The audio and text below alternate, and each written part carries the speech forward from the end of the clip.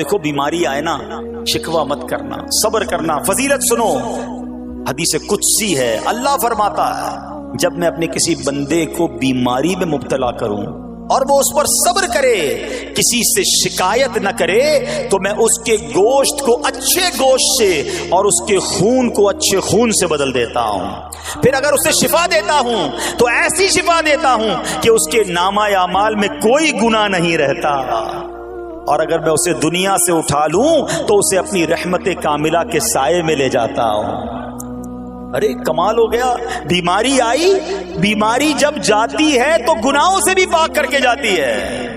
صرف ایک ہی تو کنڈیشن ہے، صبر کرنا۔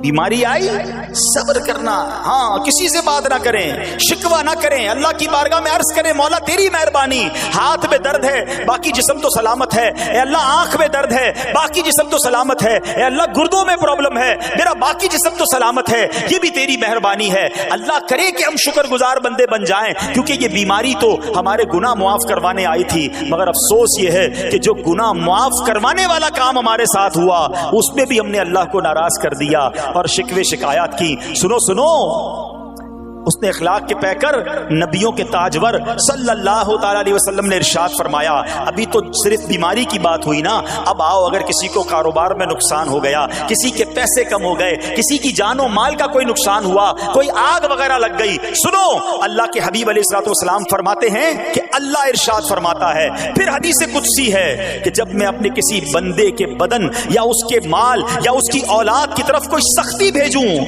پھر وہ صبر جمیل کے ساتھ اس کا استقبال کرے، تو قیامت کے دن مجھے اس سے حیا آئے گی کہ میں اس کے لیے میزان قائم کروں یا اس کا نامہ اعمال کھولوں۔ ہائے ہائے ہائے، سمجھتے ہو اس کا مطلب؟ اللہ فرما رہا ہے مجھے حیا آئے گی کہ اپنے بندے سے اب کیا حساب لوں۔ جب آزمائش بھیجی تھی تو اس نے صبر کیا تھا، اس نے شکوہ نہیں کیا تھا۔ خدا کی قسم میں آپ سے پوچھتا ہوں، میرا کوئی نقصان ہو جائے اور قیامت کے دن میرا نامہ اعمال نہ کھولا جائے، مجھے اللہ کی بارگاہ میں حساب نہ دینا پڑے، مجھے بتاؤ یہ دنیا کے حساب نقصان کی کیا حیثیت ہے اگر ادھر بخشا جائے۔ سنو تو صحیح، رب فرما رہا ہے کہ مجھے حیا آتی ہے کہ اس کے لیے میزان قائم کروں یا اس کا نامہ اعمال کھولوں۔ ارے یہ ساری دنیا کی دولت، یہ ساری دنیا کی آسائشیں ایک طرف، اگر قیامت کے دن حساب کتاب میں آسانی مل جائے، اللہ بلا حساب جنت میں داخل کر دے، اس سے بڑھ کر کوئی نعمت نہیں۔ مگر آج افسوس یہ ہوتا ہے کہ اگر کسی پر امتحان آتا ہے، وہ اس امتحان میں فیل ہو جاتا ہے۔ ہاں ہمیں اللہ کریم کی طرف سے آزمائش ہمیشہ تھوڑی آتی ہے۔ اگر اپنی زندگی کا ہم پورا عرصہ کیلکولیٹ کریں نا کہ بھئی 40 سال کا کوئی بندہ ہو گیا تو کتنے دن ہوئے 40 سال میں؟ ٹھیک ہے، ایک بار کبھی بیٹھ کے اکیلے میں حساب کرنا، اتنے ہزار دن میں نے دنیا میں گزارے، کتنے دن بیمار رہا؟ تو شاید چند دن، 100 دن، 50 دن، 200 دن بنیں گے۔ کئی ہزار دنوں میں سے اگر چند دن اللہ نے مجھ پر آزمائش ڈالی تو ہزاروں دن راحت بھی تو ڈالی نا، صحت بھی تو عطا فرمایا۔ اتنے دن جس رب نے چھاؤں میں کھڑا کیا، اگر تھوڑی دیر کے لیے دھوپ آئی ہے تو مجھے شکوہ نہیں کرنے چاہیے۔ یاد رکھنا، ہر رات کے بعد صبح ہے، ہر دھوپ کے بعد چھاؤں ہے۔ اگر تم انتظار کرو گے تو رب ایسی رحمت تم پر نازل کرے گا، اپنے غیب کے خزانوں سے عطا فرمائے گا۔ قرآن میں رب نے وعدہ کیا ہے، وَمَن يَتَوَكَّلْ عَلَى اللَّهِ فَهُوَ حَسْبُهُ، جو اللہ پر بھروسہ کرے اللہ اس کے لیے کافی ہے۔ مگر ہمارا پرابلم یہ ہے کہ جب مشکل آتی ہے ہم یہ ساری باتیں بھول کر بس شکوہ، شکایات اور پریشانی میں چلے جاتے ہیں۔ ارے آپ اس مصیبت کو اللہ کی طرف سے نعمت سمجھ لو، اللہ کی طرف سے یہ سمجھ لو کہ میرے گناہ معاف کروانے، میرے درجات بلند کرنے کے لیے آیا ہے۔ اچھا اب ایک اور بات، اب شیطان بعض لوگوں کے ذہنوں میں یہ وسوسہ ڈالتا ہے کہ میں تو دین کے قریب ہو رہا ہوں، اللہ کے قریب ہو رہا ہوں، اور مجھ پر آزمائشیں کیوں آ رہی ہیں؟ سنو سبحان اللہ، اللہ کے حبیب علیہ الصلوۃ والسلام کی کیا شان ہے۔ اعلیٰ حضرت ایسے ہی نہیں کہتے کہ میں نثار تیرے کلام پر، ملی یوں تو کس کو زبان نہیں، وہ سخن ہے جس میں سخن نہ ہو، وہ بیان ہے جس کا بیان نہیں۔ میرے آقا نے کم و بیش 1450 سال پہلے یہ مسئلہ سالو کر دیا۔ حضرت سیدنا سعد بن ابو وقاص رضی اللہ تعالیٰ عنہ فرماتے ہیں کہ میں نے عرض کی، یا رسول اللہ صلی اللہ تعالیٰ علیہ وسلم، سب سے زیادہ مصیبتیں کن لوگوں پر؟ گلی مقاتی نا، پنجابی میں کہتے ہیں نا، گالی ختم، بات ہی ختم کر دی۔ حضور یہ بتائیں سب سے زیادہ مصیبتیں کن لوگوں پر آئیں؟ پیارے آقا نے فرمایا انبیاء پر۔ اللہ اکبر، اللہ کے سب سے قریب تو انبیاء ہیں نا، انبیاء پر۔ پھر ان لوگوں کے بعد جو لوگ بہتر ہیں، پھر ان کے بعد جو بہتر ہیں. سنو اب اگلا جملہ، بندے کو اپنی دینداری کے اعتبار سے مصیبت میں مبتلا کیا جاتا ہے. اگر وہ دین میں سخت ہوتا ہے اس کی آزمائش بھی سخت ہوتی ہے، اگر وہ دین میں کمزور ہوتا ہے تو اللہ عز و جل اس کی دینداری کے مطابق اسے آزماتا ہے. بندہ مصیبت میں مبتلا ہوتا رہتا ہے یہاں تک کہ اس کے دنیا میں ہی اس کے سارے گناہ بخش دیے جاتے ہیں. گویا اللہ کی یہ رحمت ہے کہ بندہ بڑا نیک ہو رہا ہے، رب چاہتا ہے کہ اس بندے پر آزمائش بھیجوں، میرا نیک بندہ صبر کرے، اس کے گناہ معاف ہو جائیں اور میرے پاس آئے تو اس کو جنت میں داخل کر دوں. اللہ اکبر. اے پیارے اسلامی بھائیو، یاد رکھنا اب جو میں نے ایک سوال قائم کیا تھا نا کہ یار میں تو دین کے قریب، میں تو اللہ کے قریب ہونے کی کوشش کر رہا ہوں اور ایک کے بعد ایک آزمائش آ رہی ہے، یہ کیا ہے؟ اب ایک اور حدیث سن لو. سبحان اللہ. حضرت سیدنا انس رضی اللہ تعالیٰ عنہ سے روایت ہے، سرکار والا تبار، ہم بے قصوں کے مددگار، شفیع روز شمار، تو عالم کے مالک و مختار صلی اللہ تعالی علیہ وآلہ وسلم نے فرمایا جب اللہ عز و جل کسی بندے سے محبت فرماتا ہے، سننا ذرا غور سے، اللہ عز و جل جب اپنے کسی بندے سے محبت فرماتا ہے یا اسے اپنا دوست بنانے کا ارادہ فرماتا ہے تو اس پر آزمائشوں کی بارش فرما دیتا ہے. سوال ہے نا کہ میں اللہ دوست بھی بنا رہا ہے، اللہ کریم اس پر محبت بھی فرما رہا ہے اور آزمائشیں بھی بھیج رہا ہے. دوست پر آزمائشیں کون بھیجتا ہے؟ دوست کو تو راحتیں ڈالی جاتی ہیں. ہائے ہائے، اب یہی تو امتحان ہے، یہی تو چیک ہے. سنو، نبی پاک فرماتے ہیں جب اللہ اس پر آزمائش بھیجتا ہے نا، وہ بندہ اپنے رب کو پکارتا ہے، اے میرے رب عز و جل. تو اللہ فرماتا ہے میرے بندے تو جو کچھ مجھ سے مانگے گا میں تجھے عطا فرماؤں گا، تو جلد ہی تجھے دے دوں گا اور اسے تیری آخرت کے لیے ذخیرہ کر دوں گا. سبحان اللہ. یعنی اللہ والوں کو آزمایا جاتا ہے، ان کے درجات بلند کیے جاتے ہیں، ان کے گناہ معاف کیے جاتے ہیں. تو اے میرے پیارے اسلامی بھائیوں، کبھی بھی یہ ذہن میں خیال مت لانا کہ یار میں دین میں قریب آ رہا ہوں، میری آزمائشیں بڑھ رہی ہیں. سمجھ لو امتحان شروع ہو گیا ہے، ٹیسٹ شروع ہو گیا ہے. اب اس ٹیسٹ میں مجھے کامیاب ہونا ہے اور اللہ کے مزید قریب جانا ہے. زندگی میں جو گناہ ہو گئے ہیں یہ میرے گناہوں کا انشاءاللہ کفارہ بن جائے گا، میرے درجات کی بلندی کا سبب بن جائے گا. اللہ سے عرض کرنا، اے مولا میں تیری رضا پر راضی، میں تیرے فیصلوں پر راضی، اب تک جو دیا تھا تو نے دیا تھا، یہ سب کچھ تیرا ہے. اے رب جب تو واپس لے گا میں اس پر راضی. جب یہ ثابت قدمی نصیب ہو گئی پھر دیکھو غیب کے خزانوں سے کیسا آپ کے دل پر سکینہ اترے گا، پھر کیسا آپ پر رحمتوں کا نزول ہوگا. تو اے میرے پیارے اسلامی بھائیوں، مصیبتیں آ چکی اور آنے بھی والی ہیں. پہلے ذہنی طور پر تیار رہنا، مگر صبر کرنا. یہ چند دنوں کی، چند گھنٹوں کی، چند لمحوں کی مصیبت ہے مگر یہ تمہارے درجات کو بلند کر دے گی. رب کریم صبر کرنے والوں کو پسند فرماتا ہے. میں کوئی مسئلہ ہوتا ہے، پرابلم آتی ہے، ہم ساری دنیا سے کہتے ہیں یہ مسئلہ ہو گیا، یہ پرابلم ہو گئی. نہیں، ساری دنیا میں سے کوئی آپ کا مسئلہ حل نہیں کر سکتا. اس سے بات کرو نا جو مسائل کو حل کرنے والا ہے، اس سے عرض کرو نا جو مصیبت کو دور کرنے والا ہے. ادھر ادھر جانے کی بجائے پرابلم یہ ہے جب بھی مشکل آتی ہے ہم سب کے پاس جاتے ہیں، ہم رب کے پاس نہیں جاتے. جاؤ اس کے پاس جو حل المشکلات ہے، جو مصیبتوں کو حل کرنے والا ہے، اس کی بارگاہ میں فریاد کرو. وہ شاعر کتنی پیاری بات لکھتے ہیں نا، یہ بہت سارے لوگوں کے لیے درس ہے جو اپنی پرابلمز کے لیے دنیا والوں کے پاس جاتے ہیں. ارے اگر پکارنا ہے تو اللہ کی بارگاہ میں پکارو، التجا کرنی ہے تو اللہ کے حبیب سے عرض کرو نا. شاعر لکھتے ہیں کسی کا احسان کیوں اٹھائیں، کسی کو حالات کیوں بتائیں، کسی کا احسان کیوں اٹھائیں، کسی کو حالات کیوں بتائیں. تمہیں سے مانگیں گے تم ہی دو گے، تمہارے در سے ہی لو لگی ہے. ہم اللہ کی بارگاہ میں عرض کریں، اللہ کے حبیب کی بارگاہ میں لو لگائیں. دنیا والوں کے پاس کچھ نہیں رکھا لیکن ہم دنیا والوں کو بتا کر اپنے صبر کا ثواب بھی ضائع کر دیتے ہیں. تو آج مشکلیں ہیں، پریشانیاں ہیں، ٹینشن ہیں. لوگ جب پریشان ہوتے ہیں تو صبر کا دامن تھامنے کی بجائے نارملی بے صبری، شکوے اور شکایات کی طرف جاتے ہیں. تو زندگی میں جب بھی کوئی معاملہ آئے نا، ہمیں اللہ کے کلام کی طرف رجوع کرنا چاہیے، اللہ والوں کی سیرت کی طرف رجوع کرنا چاہیے. اور رب کریم کے جو منتخب ترین بندے ہیں، دنیا کے افضل ترین جو افراد ہیں، وہ انبیاء کرام علیہ الصلوۃ والسلام ہیں. تو ہمیں جب بھی کوئی پرابلم آئے، جب بھی کوئی مسئلہ درپیش ہو، پہلے دیکھیں اللہ والوں نے اس موقع پر کیا کیا تھا، قرآن کیا کہتا ہے، حدیث کیا کہتی ہے، تو پھر زندگی میں چیزیں آسان ہو جاتی ہیں۔ تو حضرت ایوب علیہ السلام کی سیرت کے بارے میں جانتے ہیں کہ آپ حضرت اسحاق علیہ السلام کی اولاد میں سے ہیں، اور ان کی والدہ حضرت لوط علیہ السلام کے خاندان سے ہیں۔ اللہ تعالیٰ نے آپ کو ہر طرح کی نعمت سے نوازا تھا۔ آپ حسن و صورت والے بھی تھے، یعنی آپ کو اللہ پاک نے بہت خوبصورت بھی بنایا تھا، اور اللہ کریم نے مال بھی بہت دیا، اولاد میں بھی کثرت دی، ویل آف لائف تھی، خوبصورتی بھی ہے، مال بھی ہے، اولاد بھی ہے۔ اچھا، پھر ظاہر مال تھا تو گھر بھی تھے، جانور بھی تھے۔ اس زمانے میں جو ویلتھ ہوتی تھی، جو پیسہ ہوتا تھا، وہ جانوروں کی صورت میں ہوتا تھا۔ آج کل لوگ گاڑیاں رکھتے ہیں، سونا زیورات رکھتے ہیں، اس زمانے میں جانور ہوتے تھے۔ بلکہ اب بھی اگر پاکستان کے بھی آپ انٹیریئر کے ایریا میں چلے جائیں، گاؤں گوٹھ میں جائیں، تو لوگ اپنا مال و دولت سے جانور ہی خرید رہے ہوتے ہیں۔ ان کے نزدیک یہی ان کا جو ہے وہ جو بھی ان کا کاروبار ہوتا ہے اور مال ہوتا ہے۔ اب آپ پر امتحان آیا، آزمائش آئی، اور وہ آزمائش کیسے آئی کہ پہلے آپ کا مکان گرا، اور خاندان کے جتنے افراد تھے اور آپ کے بیٹے تھے، جتنے بھی آپ کے بیٹے تھے نا، وہ سب اس مکان کے تلے دب کر انتقال کر گئے۔ اللہ اکبر۔ آپ کو آ کر خبر دی جاتی گئی کہ حضور آپ کا مکان گر گیا ہے، آپ کے بچے دب گئے اور دب کر ان کا انتقال ہو گیا ہے۔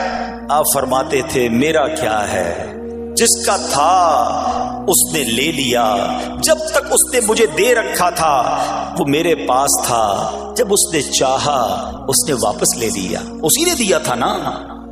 تھوڑی دیر بعد خبر آئی کہ آپ کے جتنے جانور تھے، ہزارہا اونٹ تھے، بکریاں تھی، ریوڑ کے ریوڑ تھے، سارے جانور جو ہیں وہ مر گئے۔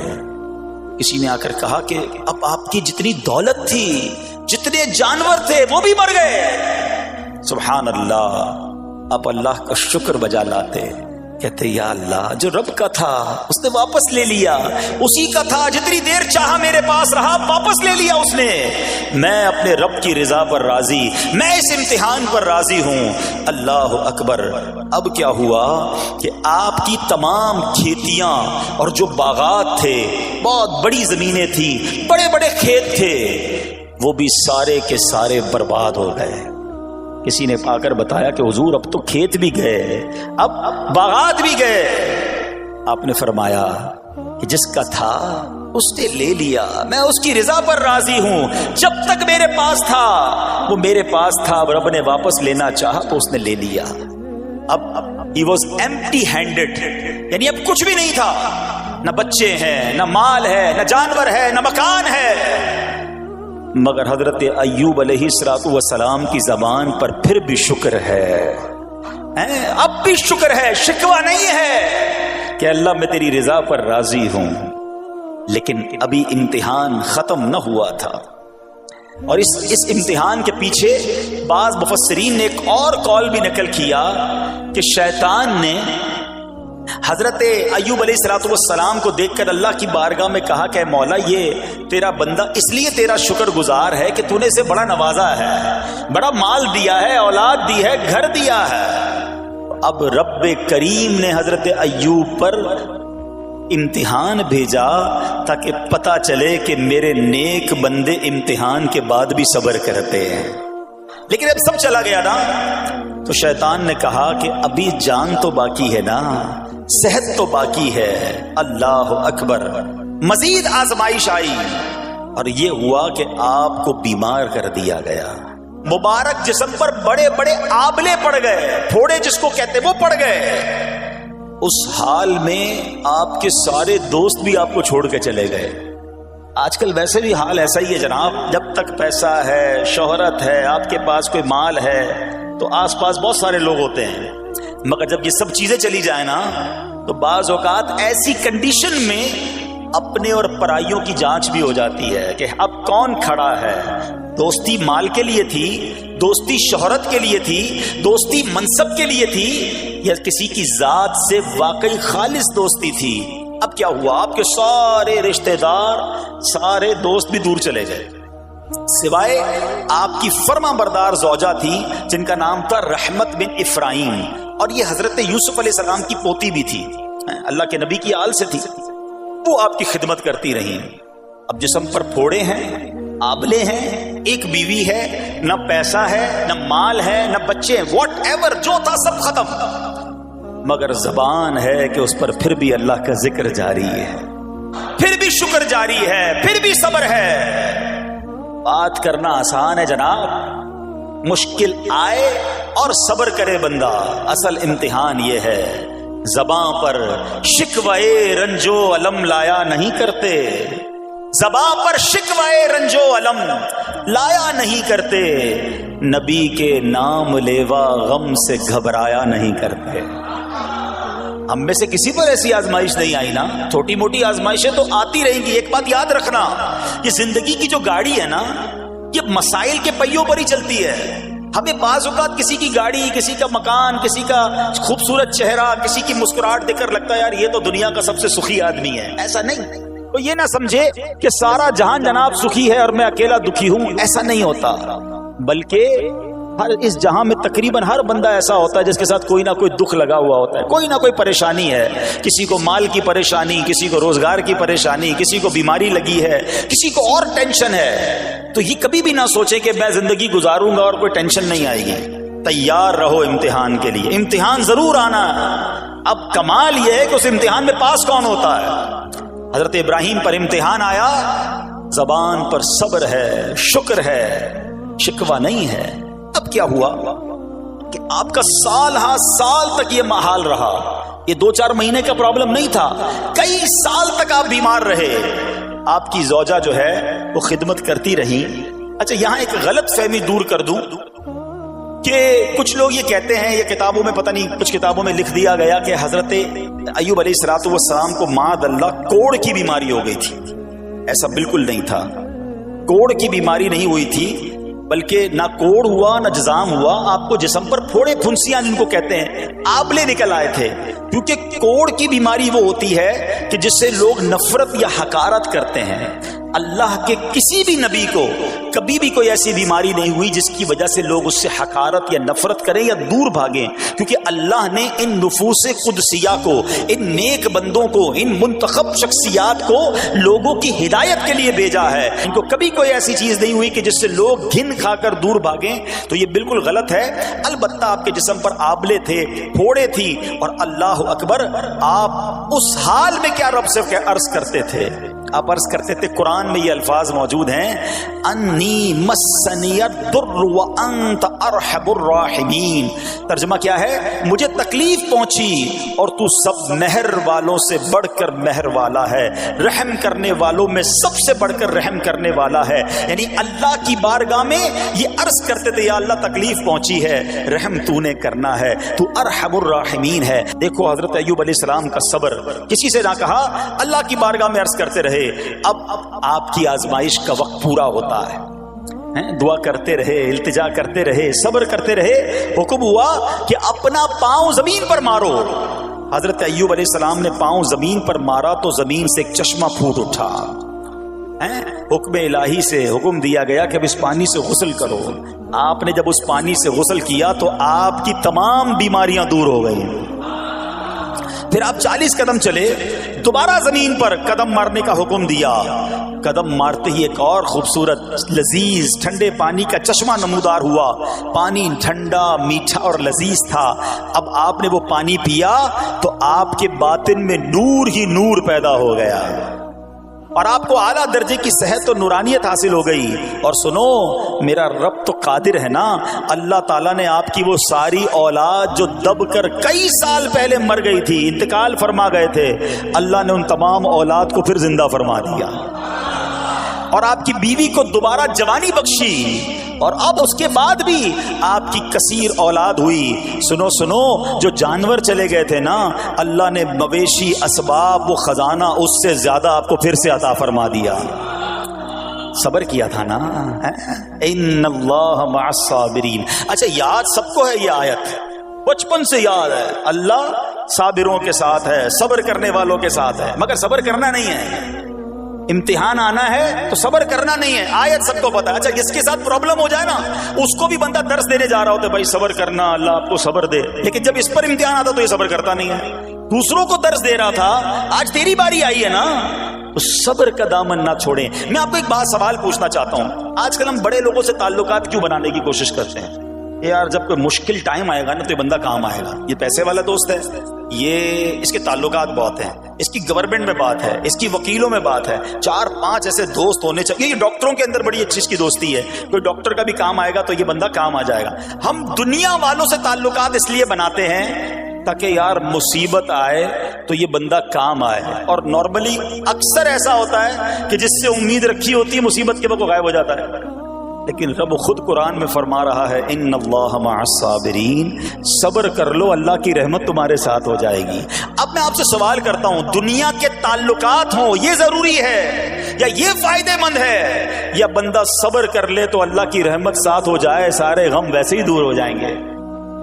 सब्र, इसको नहीं छोड़ना है। तो हजरत अय्यूब अलैहिस्सलाम की जिंदगी में एक और वाकया ये हुआ कि जब आप बीमार थे, आपको पता है जब बंदा बीमार होता है तो बाज़ औक़ात उसकी तबीयत पे कैफियत भी होती हैं। तो आपने अपनी ज़ौजा को पुकारा, तो आपकी ज़ौजा कुछ देर में हाजिर हुई, तो आपने जलाल में आकर उसको 100 दुर्रे, अपनी ज़ौजा को 100 कोड़े मारने की कसम खा ली। अब जब सेहत आ गई तो कसम तो आपने खाई हुई थी, तो अब क्या करते? उस बीवी ने तो खिदमत भी बहुत की थी, अब उसे कोई खास कैफियत थी, आपने कसम उठा ली थी। सुभान अल्लाह, अय्यूब अलैहिस्सलाम को अल्लाह करीम ने कुरान में क्या हुक्म दिया कि ए अय्यूब, आप एक यानी 100, जिसको कहते हैं तिनके, 100 तिनकों वाली झाड़ू लें और उस झाड़ू को एक मर्तबा अपनी बीवी को मार दीजिए, तो आपकी कसम जो है वो पूरी हो जाएगी, यानी कसम का कफारा नहीं देना होगा। अल्लाह अकबर। अल्लाह ने उस नबी अलैहिस्सलाम की फर्मा बरदार बीवी की जो सजा थी या जो मामला था उसको कितना आसान फरमा दिया। तो रब्बे करीम ने कुरान मजीद फुरकान हमीद में इसको किस तरह बयान फरमाया, वखुज़ बियदिका दिग़फ़न फ़द्रिब बिही वला तहनस, फरमाया कि अपने हाथ में एक झाड़ू लेकर उसे मार दे और कसम न तोड़। इन्ना वजदनाहु साबिरा, फरमाया हमने इसे साबिर पाया। निअमल अब्द, क्या अच्छा बंदा। इन्नहु अव्वाब, बेशक वो बहुत रुजू लाने वाला है। अरे आज दुनिया किसी को कहे ये सब्र वाला है, हजरत अय्यूब की शान देखो कि रब फरमा रहा है कुरान में, इन्ना वजदनाहु साबिरा, और हमने अय्यूब को सब्र करने वाला पाया, साबिर पाया। अल्लाह हजरत अय्यूब के सब्र के सदके हमें भी साबिरीन में शामिल फरमा ले।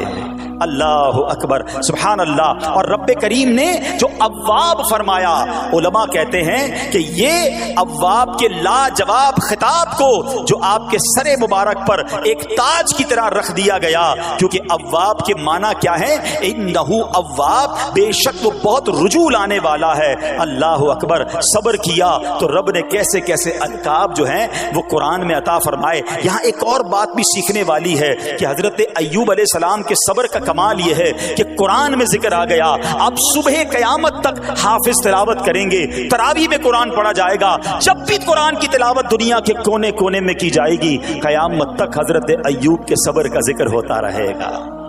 जब आप सब्र करते हैं, अल्लाह रसूल को राजी कर लेते हैं, अल्लाह उन नामों को बुलंद फरमा देता है। बहरहाल मेरे प्यारे इस्लामी भाइयों, अब यहाँ थोड़ा सा एक शरई मसला भी समझ लें। बाज़ औक़ात है कि आप लफ्ज सुनते हैं हीला। अच्छा, कुछ लोग जब ये लफ्ज हीला सुनते हैं तो कंफ्यूज हो जाते हैं, यार ये क्या, एक काम करना था उसको एक और तरीके से कर दिया, हमें समझ नहीं आ रहा। अजीब अजीब सी लोग बातें करते हैं। सुभान अल्लाह। उलमा फरमाते हैं, पहले हीले का मसला समझ लें। फतावा आलमगीरी में है, जो हीला किसी का हक मारने या उसमें शुबा पैदा करने या बातिल जरिए से फरेब देने के लिए किया जाए वो मकरूह है, और जो हीला इसलिए किया जाए कि आदमी हराम से बच जाए या हलाल को हासिल कर ले वो अच्छा है। इन्नमल अमालु बिन्नियात, गलत नीयत से हीला कि किसी का हक दबा लो या मादअल्लाह ज़कात अदाई ना करनी पड़े, अल्लाह को कोई धोखा नहीं दे सकता, अल्लाह देख रहा है कि इसकी नीयत क्या है। लेकिन हीला इसलिए है کہ حرام سے بچ جائے، حلال حاصل کر لیا جائے، تو اس کی جو جواز کی صورتیں ہیں علماء نے فرمایا یہ آیت اس میں دلیل ہے. اور آیت کیا تھی؟ وَخُذْ بِيَدِكَ ضِغْثًا فَاضْرِبْ بِهِ وَلَا تَحْنَثْ، اور فرمایا اپنے ہاتھ سے ایک جھاڑو لے کر اسے مار دو اور قسم نہ توڑو. قسم تو 100 کوڑے مارنے کی تھی، اللہ کریم نے آسانی کا راستہ بتایا. ہاں ایک بات یاد رہے، یہ بڑی امپورٹنٹ بات کرنے جا رہا ہوں کہ مفتیان کرام، قابل اعتماد مفتیان کرام سے رہنمائی لے کر ہم جیسے لوگوں کو، عوام الناس کو کوئی ہیلا اپنے طور پہ نہیں کر لینا چاہیے. ہاں کیونکہ بعض ہیلوں کی شرعی طور پر اجازت نہیں ہوتی، اور بعض اوقات ہیلا کرنے میں ایسی غلطی لوگ کر جاتے ہیں جن کی وجہ سے ہیلا ہوتا ہی نہیں ہے. تو یہاں صرف آپ کو دلیل بتانا تھا، باقی اگر کسی قسم کا کوئی شرعی ہیلا کرنا ہے تو قابل اعتماد مفتیان کرام سے رجوع کیا جائے. سبحان اللہ. اب حضرت ایوب علیہ السلام کے صبر کی بات ہوئی ہے نا، اللہ نے پتہ ہے آپ کو کتنا مقام عطا فرمایا کہ نبی کریم صلی اللہ تعالی علیہ وآلہ وسلم نے ارشاد فرمایا حضرت ایوب لوگوں میں سب سے بڑھ کر عالم، صابر اور غصہ پینے والے تھے. حضرت ابن مسعود رضی اللہ تعالیٰ عنہ سے مروی ہے کہ حضرت ایوب علیہ السلام قیامت کے دن صبر کرنے والوں کے سردار ہوں گے. ہاں صبر کرنے والوں کے بھی سردار ہوں گے. اچھا بعض اوقات ہوتا کیا ہے، اچانک کوئی پرابلم آ گئی، کہیں آگ لگ گئی، گاڑی میں نقصان ہو گیا، پیسے چوری ہو گئے، موبائل چوری ہو گیا، کوئی چیز میں نقصان ہو گیا، کاروبار میں نقصان ہو گیا، صحت خراب ہوئی. بندہ کہتا ہے یار یہ میرے ساتھ کیوں ہوا ہے، میں نے ایسا کیا کیا ہے. بعض اوقات زبان سے شکوے، شکایت، حالانکہ قرآن مجید فرقان حمید نے تو پہلے ہی ہمیں بتا دیا ہے. ہمارا پرابلم پتہ ہی کیا ہے، ہم بہت ساری باتیں جانتے ہیں دنیا کی، قرآن و حدیث پڑھتے نہیں ہیں تو مینٹلی پریپیئرڈ نہیں رہتے. آپ کو پہلے ہی پتا ہو کہ یار گرمیاں آنے والی ہیں تو اچانک گرمیاں آئیں گی تو پریشان نہیں ہوں گے نا. آپ کو پتا تھا جون جولائی میں گرمی ہوتی ہے بھائی، سردیاں نہیں ہوتی. آپ پنکھا بھی تیار رکھتے ہیں، ٹھنڈا پانی کا انتظام بھی رکھتے ہیں، گرمی کے وقت باہر کم نکلتے ہیں. اور سردیاں آتی ہیں آپ کو پہلے ہی پتا ہوتا ہے، رضائی تیار کر لیتے ہیں، سویٹر نکال لیتے ہیں. ایسا نہیں ہوتا کہ صبح اٹھتے تو 40 ڈگری ہوتا ہے، دوسرے دن اٹھتے تو 5 ڈگری ہوتا ہے. بندہ کہ یار آج ٹھنڈ کی ہو گئی، کل گرمی کی ہو گئی. مینٹلی پریپیئرڈ جب بندہ ہوتا ہے تو وہ تیار ہوتا ہے. اگر جو قرآن پڑھنے والا ہے، حدیث پڑھنے والا ہے، اس کو تو پہلے ہی مینٹلی پریپیئرڈ ہونا ہے. کیوں؟ قرآن کا وعدہ ہے نا، قرآن کا اعلان سنو. اللہ کریم قرآن مجید میں کیا ارشاد فرماتا ہے؟ بسم اللہ الرحمن الرحیم وَلَنَبْلُوَنَّكُمْ بِشَيْءٍ مِّنَ الْخَوْفِ وَالْجُوعِ وَنَقْصٍ مِّنَ الْأَمْوَالِ وَالْأَنفُسِ وَالثَّمَرَاتِ وَبَشِّرِ الصَّابِرِينَ. اور ضرور ہم تمہیں آزمائیں گے. کیا فرمایا؟ ضرور آزمائیں گے، تیار رہو. دیر از ایگزامینیشن. اچھا آزمائش کن کی چیزوں کی ہوگی؟ سبحان اللہ. قرآن نے لسٹ بھی دے دی ہے کہ آزمائش کیا ہوگی. فرمایا کچھ ڈر سے، اچانک خوف آ جاتا ہے نا، کوئی دشمن آ جاتا ہے، کوئی دھمکی دے رہا ہوتا ہے، اچانک حالات خراب ہو جاتے ہیں، دل میں خوف بیٹھ جاتا ہے. پھر فرمایا بھوک سے، مال کم ہو گیا، تنگی آ گئی تو بھوک سے. پھر فرمایا کچھ مالوں اور جانوں اور پھلوں کی کمی سے. کبھی کاروبار میں نقصان ہوگا، کبھی کسی کے باغات ہے تو باغ فصل اجڑ سکتی ہے، آپ کو کوئی نقصان ہو سکتا ہے، کسی جگہ آگ لگ سکتی ہے، اور جانوں کی کمی سے بیماری بھی آ سکتی ہے. مگر آگے کیا فرمایا؟ وَبَشِّرِ الصَّابِرِينَ. خوشخبری سنا ان صبر والوں کو. اور جب سبحان اللہ یہ ایگزام آتا ہے نا، جو اس ایگزام سے نکل جاتا ہے تو رب نے فرمایا خوشخبری ہے. اللہ اکبر. ہم نے زندگی میں دیکھا ہے جس نے مصیبت پر صبر کیا، اللہ کی رضا پر راضی رہا، اللہ نے مشکل سے بھی نکالا اور پہلے سے اسے زیادہ عطا فرما دیا.